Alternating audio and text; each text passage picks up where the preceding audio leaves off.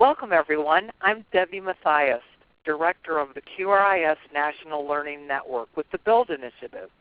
The BUILD Initiative and the QRIS NLN would like to welcome you to the Let's Talk session, Moving from Good to Great, the quest for how we get there. I'm so excited about this topic. When Theresa was telling me about the conference she was planning and the energy around it, I just had to ask her to please share the news with the rest of us as we wrestle with program participation in the QRIS and how to help programs move to higher levels of quality, improving outcomes in school readiness for children. I really feel discussions such as these become more critical to deepening our work in states. The series is made possible through the support of the Alliance for Early Success, along with other generous supporters. We began this series for state quality administrators to support their important work within the states. Quality administrators are welcome to invite other participants as related to the specific topic of the call. And we know a number of you were invited guests or that state administrators invited other participants to join in. We hope these calls enable us to share challenges, innovation, promising practices between us. PowerPoints and resources will be posted on the QRIS NLN website under the webinar session. So if you want to share that out after the session is over, you'll know where to find it and be able to get to it. The presentation audio will be posted, but the discussion, although taped, won't be posted. I want to give us an opportunity to really engage and feel free to have a provocative discussion and not worry about is it posted on a website somewhere after the case. So although we may post the presentation part, we'll not post the discussion part of the session. After the session, a survey will pop up asking for your suggestions, resources, or questions you'd like to tackle, and we really would appreciate your input. If you're working on a promising practice in your state, volunteer to present it and engage with colleagues around the topic. We want to make this as interactive as possible, and we need your help. Please share any questions, comments, things that are going on in your state relevant to the topic. Speak up and share. We encourage you to be full participants in the session. Simply use the feature on the screen to raise your hand and let us know you want to speak. We'll recognize you and invite you to unmute your phone at a break in the conversation. Please make sure just identify yourself and give us your name and chat away. If you prefer, you can type a question or comment using the chat box feature. You can send it directly to the speaker or you can share with the group. If we don't have time to answer and deal with all the questions, although I think we probably will on this session, we have at times posted a Q&A if we needed to research something or go back and find other information, supplementary information. Again, as Megan said, to mute your phone, *6, to unmute, *7. Without further ado, I'd like to thank Dr. Theresa Hawley so much for volunteering to share her experience and deep thinking around improving quality and moving from good to great with us. As you saw, she's the Executive Director of the Governor's Office of Early Childhood Development. So her bio was posted under the webinar. So Theresa, thanks again so much, and we're so glad and grateful that you joined us today. I'm happy to be here and happy to talk about one of my favorite topics, which is thinking about instructional excellence in early childhood programs and really thinking about how we transform early childhood programs so that they're doing the kind of things that the research is telling us they need to be doing in order to really move the needle on school readiness for the kids who are most at risk and that we're most concerned about. I'm figuring out how to use all the technology here. I think I hit the right button so to advance the slides here. But today I'm going to talk to you about what we're up to in Illinois around this whole issue of instructional excellence and how it fits into our quality rating improvement system and the attempts that we've been making to really wrestle with this issue, but I'm most excited to be able to talk with everyone about this and get thoughts and ideas from other states as well, how people have been tackling this same issue in your own states. So the problem that we're confronting is that, by and large, early childhood programs, we feel, don't seem to be having the impact that we might have hoped for, given the research base that we have that shows how impactful these programs can be for the kids who are most at risk. And what we're learning is that, or what we suspect, is that the early childhood programs that are out there in the field that we're funding with state and federal resources are probably not implementing in the classroom what science is teaching us really needs to be done in those classrooms in order to help the kids improve their school readiness skills. So we know that we have, for example, low class instructional support scores, and in Illinois we know that they're particularly low. We've been able to look at, at least for Head Start, our state compared to the rest of Region 5, for example, and our class scores are lower than even some of our surrounding states, so that we know that we have a real issue here about the quality of instructional support that's happening in early childhood classrooms. Beyond that, we believe and suspect that there is a real lack of curricular rigor and content in early childhood programs. This is something that, and why this is also incredibly challenging, is that this isn't just, oh, we've got programs out there that are not living up to what we've traditionally defined as high-quality early care and education.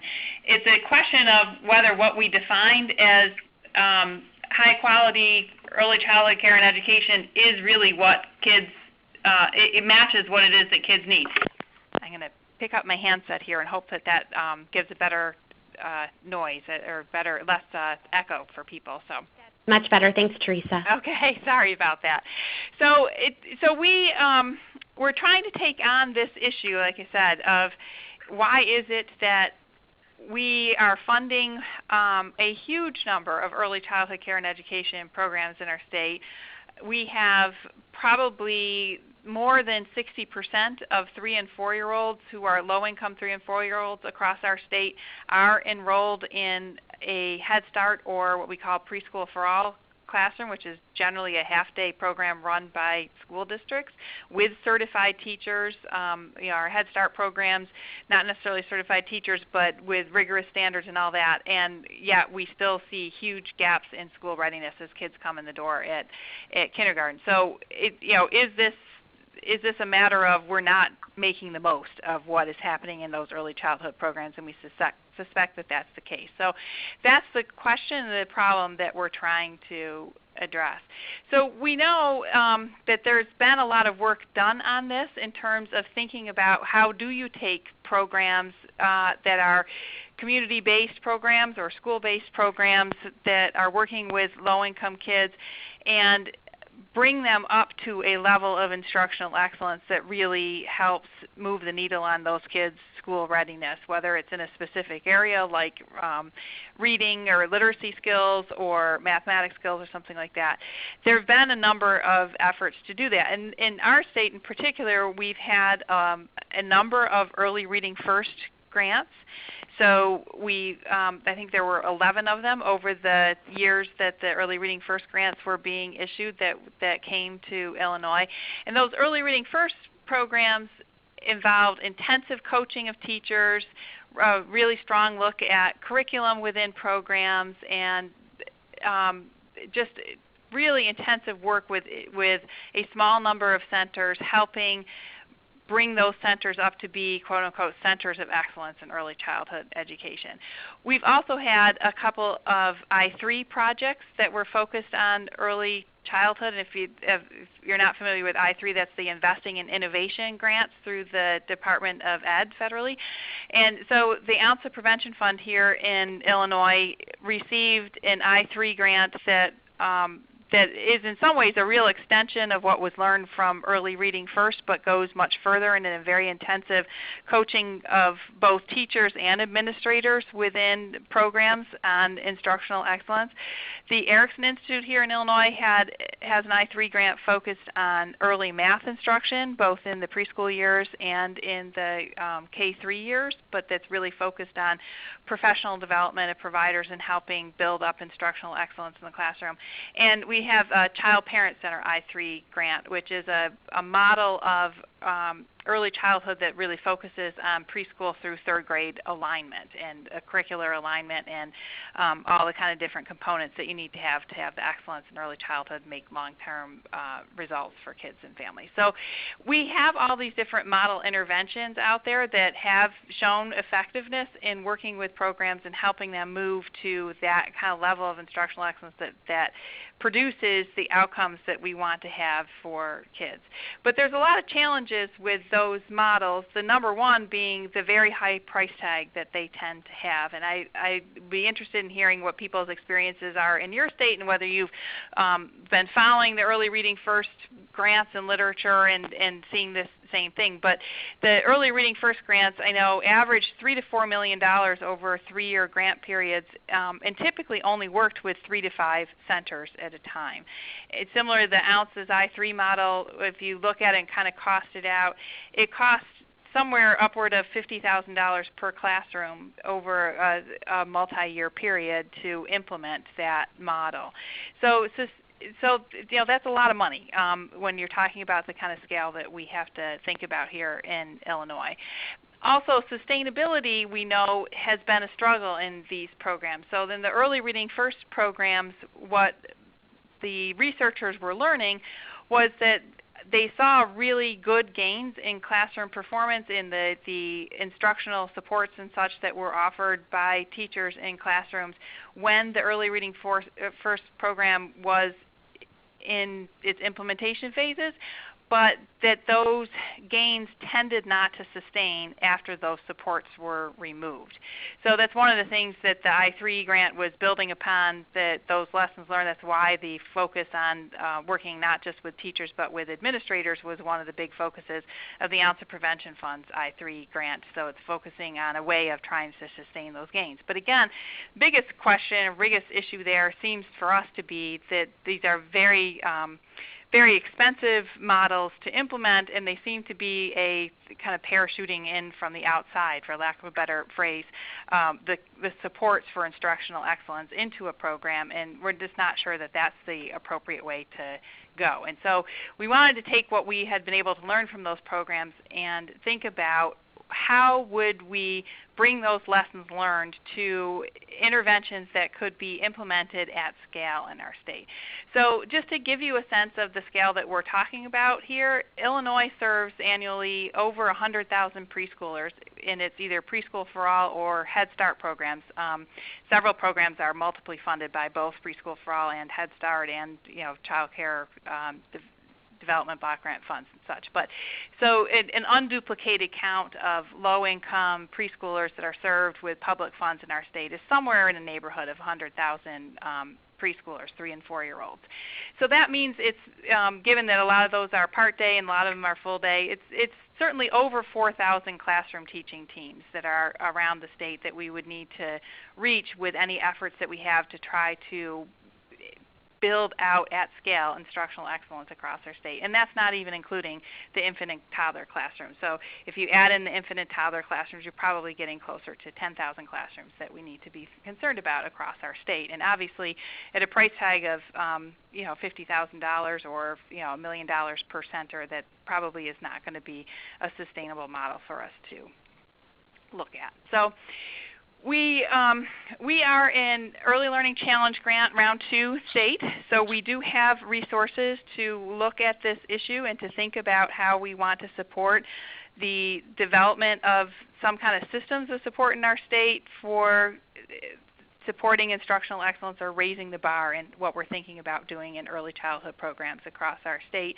And we need to think about what were we going to do with the resources that we have reserved within our Early Learning Challenge grant to address these issues. So we decided to have a conference to discuss what we learned from these different demonstration projects, the Early Reading First and the I3, and some of our more excellent programs out there within our Preschool for All system, and think about what from what they have done to implement excellence is scalable across our state, and what are the kind of things that we might be able to put in place that would help us bring that level of excellence across our state. So what we did, we sent a call for proposals out for folks who wanted to present at the conference. And we did a lot of this very intentionally. A lot of this had to do with procurement rules within our state, where we know that eventually we're going to have to RFP some of this work, and there's a lot of restrictions around how much we can talk with people about what it is that we should do and what we want to do as a state in terms of building supports. So in order to make sure that it's clear to everyone that there's open access to the discussion before an RFP is put out and all that kind of stuff, we did everything as openly as possible in putting together this conference. So we issued this call for proposals, made sure that it went especially to all of the Early Reading First and I3 grantees in the state, but also to all of our universities and our entire Early Learning Council mailing list, which is over 500 people in our state. So and we invited people to submit their ideas for presentations. We got probably about 15 responses to that, and we got the ones that we were most hoping for, which were the key Early Reading First grantees and the I3 grantees all were interested in participating and presenting at this. So then we invited people to come to the conference. We invited our whole Early Learning Council and other stakeholders, specifically our regional offices of education and the superintendents and early childhood directors of some of our larger school districts around the state. We were so excited that we were sold out within 2 days.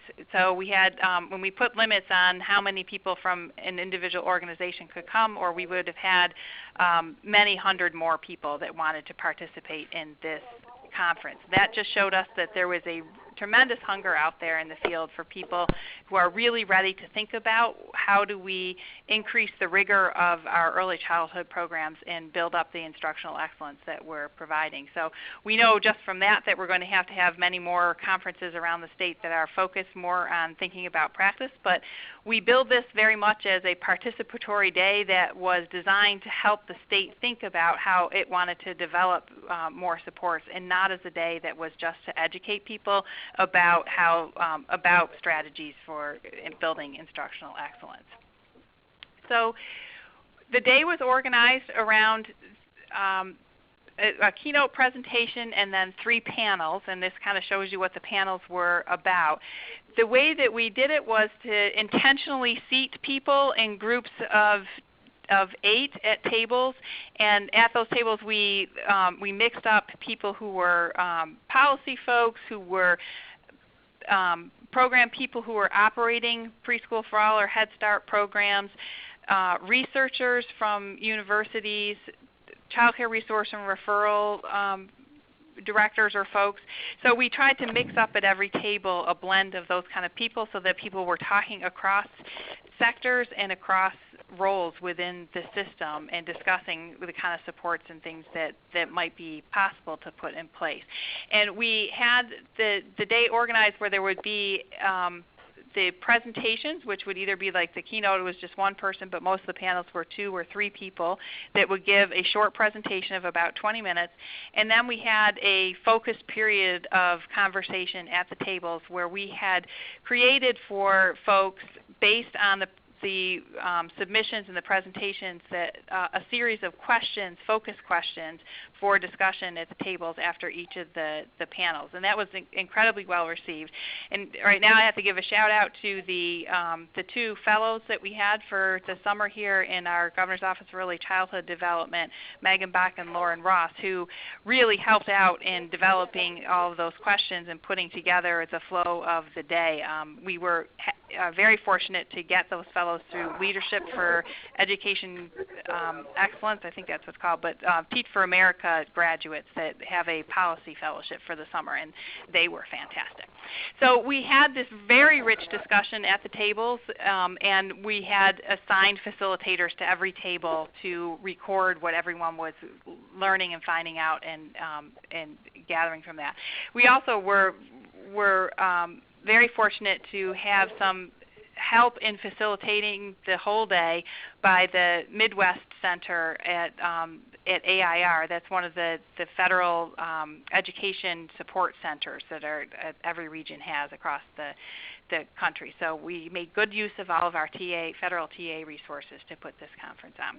So a little bit about what we learned from it and what we distilled from it. I think the number one takeaway that people came away from the day with was how important and how central instructional leadership within the program at the program level is in implementing instructional excellence. Every presenter kind of came back to that as a theme, and our final presentation of the day was by a really dynamic and excellent leader of an early childhood program in one of our communities. And the overwhelming takeaway for people as they saw it was like, wow, we need to create more of her throughout the system, and that's where we need to be putting a lot of our resources. But there are many other lessons that we came out of the day on. So embedded professional development. So this was the learning that the coaching and all of that is the way to go rather than the one-shot workshops. That's not a new learning for the field. We've known that for quite a while. But these Early Reading First and I3 grants really talked about the cycle of presenting new material, that letting people practice it, doing focused coaching and support for teachers as they go, and then coming back to the classroom or the training session to move on to the next topic. And that was common to all of these different research projects and demonstration projects, and we saw that as something that we needed to institutionalize and scale up across our system, that embedded professional development rather than professional development that's primarily done outside of the program.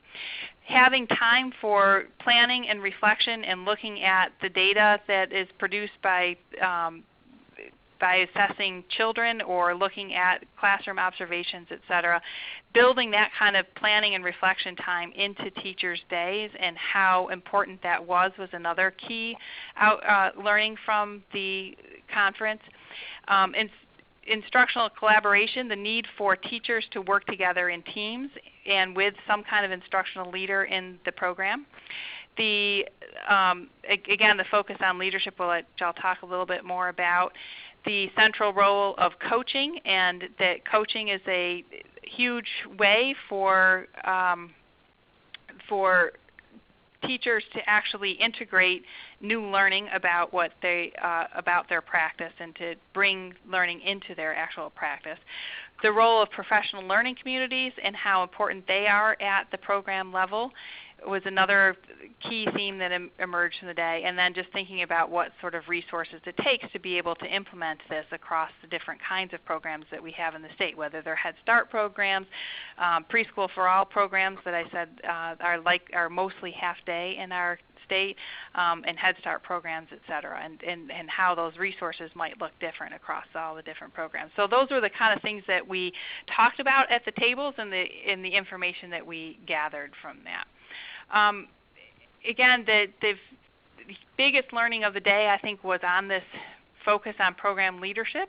So several of the presentations really talked about the central role that the program leader, whether that's the center director or an education coordinator or anyone who has that role of being the instructional leader for the program, how central they are, and the danger that there is in skipping over that program leadership to try to directly just work with classroom teachers. That we heard over and over again from people that while you can get some gains that in the short term with teachers working directly with them, that those gains were not sustained in programs if it wasn't done in concert with working with the program leadership. So the takeaway question that we had from the conference and where we need to go next is really thinking about how to engage leaders, these instructional leaders, these program leaders, and strengthen their skills for supporting instructional excellence in the classrooms that are within their program, rather than us trying to do that from a systems level directly to the classroom. What we're going to do next is work on better defining what it is we mean in Illinois by instructional excellence. So does this mean just what's measured by the class, or does it mean a focus on rigorous curriculum that's tied to our early learning and development standards? What does it mean relative to what the sort of traditional understanding of what high quality early care and education is, and how is it different or an extension of that? The best highlight of this that I can give you is one of the things that one of the presenters talked about, and as they were doing their research and following the development of the teachers across the time that they were intervening with them, they talked about one teacher's growth in thinking about lesson planning, and her highlight of where they were at the beginning of it, I think, was, for me, very telling. They asked the teacher a question of, well, how do you use the early learning standards in developing your lesson plans? And the teacher's response was something along the lines of, well, this week we're doing the mail service and the mailman and all that, because the kids see that in our walks around the neighborhood. So we're doing a whole unit on the mail and letter writing and all of that. And the postman, we're going to talk about him, and he wears a hat and the hat's blue and everything like that. So I said, colors. I looked in the early learning standards and kind of checked off, yeah, we'll talk about these things. So it was very clear that they were using that they weren't using the standards as a way of driving their practice. They were using it as a come back and try to check off the boxes. And then they showed how, as time progressed and the teacher worked through their interventions and worked with them, the teacher came to look at the child assessments and look at the early learning standards first before deciding what the theme for the week was, or before deciding what it was that they were going to be working with the kids on, which is the kind of movement that we want to support. So we need to do a much clearer and better job of defining what it is we're after in terms of instructional excellence, and we'll be doing a whole process over the next couple of months with an internal state team helping to define that better. We also know we need to do a policy scan to really think about, are we unintentionally thwarting efforts to build excellence? So for example, if we really believe that there needs to be focused time for planning and developing of lesson plans and things like that, are we designing our budgeting systems and our supports programs so that they are able to give teachers that kind of time? If we believe that there needs to be instructional leadership that is providing coaching and is providing real supports for classroom teachers, are we allowing for that kind of stuff in our budgets, or are we unintentionally disincenting programs from doing that kind of work that we think is going to support the excellence in the classroom? So we have a lot of work to do that kind of policy scan. And then investigating approaches to really supporting excellence at the program level rather than just at the classroom level. So thinking about how do we build from this research to thinking about what supports we could provide to program leaders and helping them develop the skills that they need to support excellence in their classroom.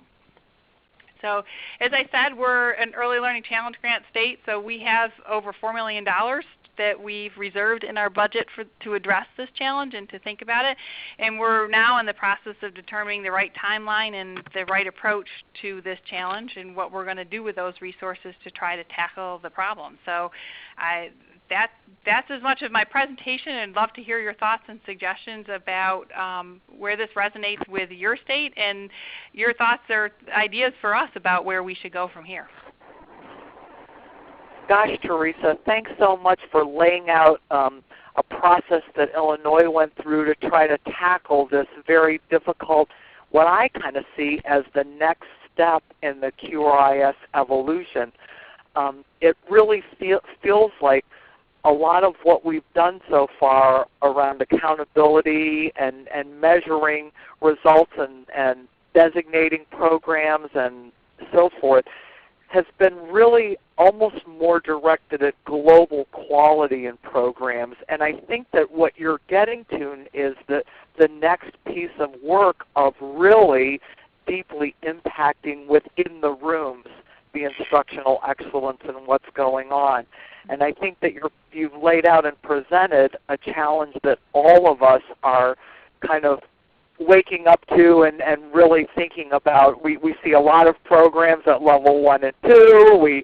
And we're worried, have we built policies and systems, and is the focus in the right direction here in terms of what we're looking at and measuring in our policies? Bye.